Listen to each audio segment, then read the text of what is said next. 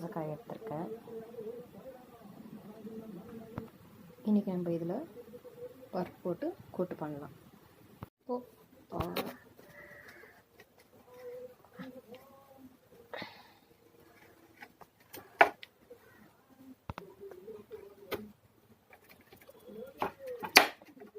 பாதி கட் பண்ணிவிட்டு பாதி செய்யலாம், மீதியை எடுத்து வச்சிடலாம். இப்போ பாதி கட் பண்ணதை எடுத்திருக்கேன். இதை வச்சு இன்றைக்கி கூட்டு பண்ண போகிறோம். தோல் சீவிக்க போகிறோம்.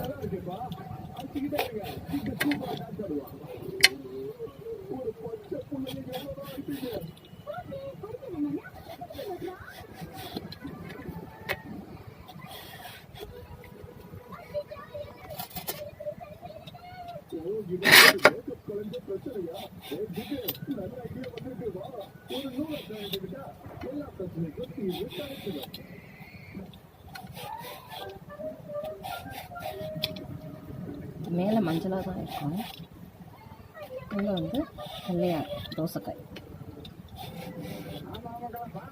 யாரும் பயப்படுவாங்க இது வந்து பழுத்து போன காய் அப்படின்னு. இதில் வந்து நீர் சத்து அதிகமாக இருக்குது, சாப்பிட்டா ரொம்ப நல்லது உடம்புக்கு.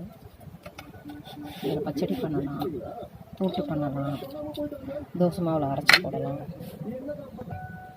இப்போ நம்ம தூசி வச்சு இதை கட் பண்ணலாம். பாதி கட் பண்ணிவிட்டு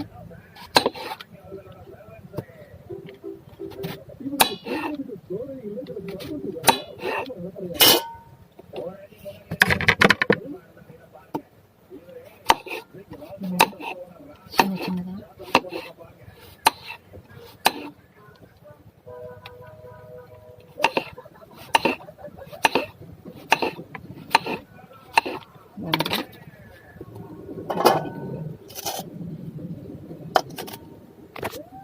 இந்த மாதிரி கட் பண்ணிக்கணும்.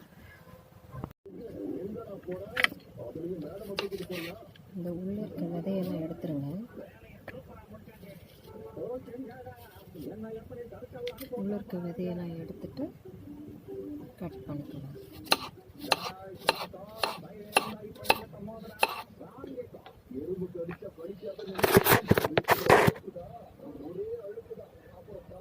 உள்ளே இருக்க விதையை எடுத்துருங்க.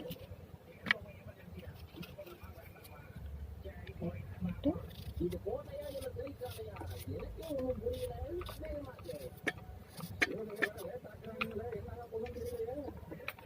கட் பண்ணிக்கலாம். குக்கரில் வந்து ஒரு டம்ளர் துவரம்பருப்பை போட்டு நல்லா கழுவிக்கணும்.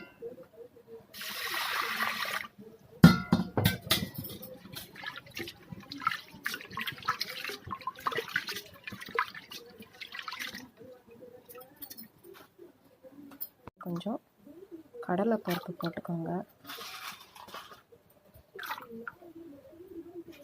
ஒரு 1/4 டீஸ்பூன் மஞ்சத்தூள்.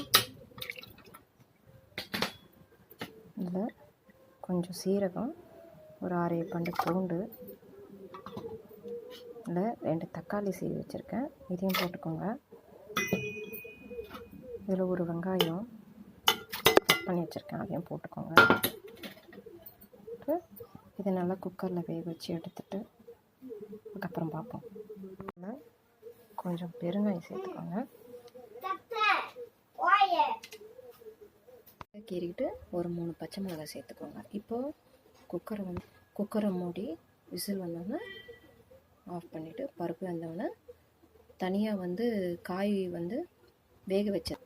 இது முழு வந்து தோசைக்காயை பாதியாக நறுக்கி இந்த மாதிரி தோல் சீவிட்டு உள்ளே இருக்க இந்த விதையெல்லாம் எடுத்துட்டு இந்த மாதிரி பீஸாக கட் பண்ணி இதை ஒரு கிண்ணத்தில் போட்டு வேக வச்சு பருப்பு வெந்தோடனே அதில் போட்டு கொதிக்க வச்சு தாளித்து இறக்கணுங்க.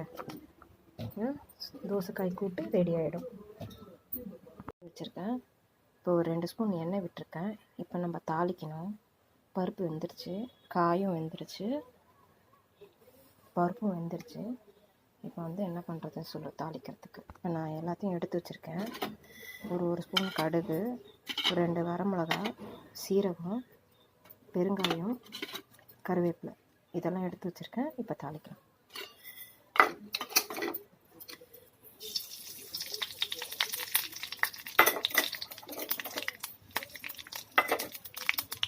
கடுகு பொரியுது.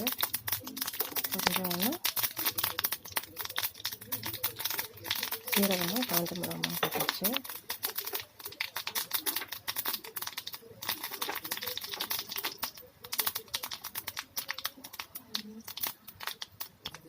கருவேப்பிலை போடலாம்.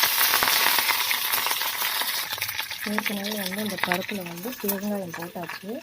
இப்போது வாசனைக்கும் கொஞ்சம் பெருங்காயம் சேர்த்துக்கலாம்.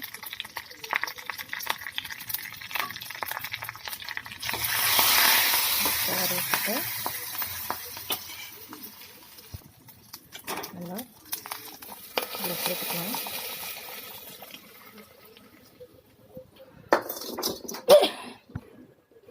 இந்த காயும் அதில் போட்டாச்சு. பருப்பு இருந்துச்சு, தாளிச்சாச்சு. தேவையான உப்பு போட்டுடலாம்.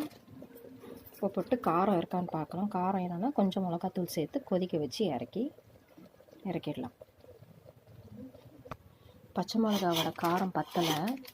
இப்போ கொஞ்சம் நான் மிளகாத்தூள் சேர்க்குறேன். இது கொஞ்சம் கொதிச்சோன்னே இறக்கிடலாம். உப்பு இருக்கா சரியாக இருக்கான்னு பார்த்து சர்வ் பண்ண வேண்டியதுதான். தோசைக்காய் கூட்டு, பருப்பு போட்டு கூட்டு ரெடி.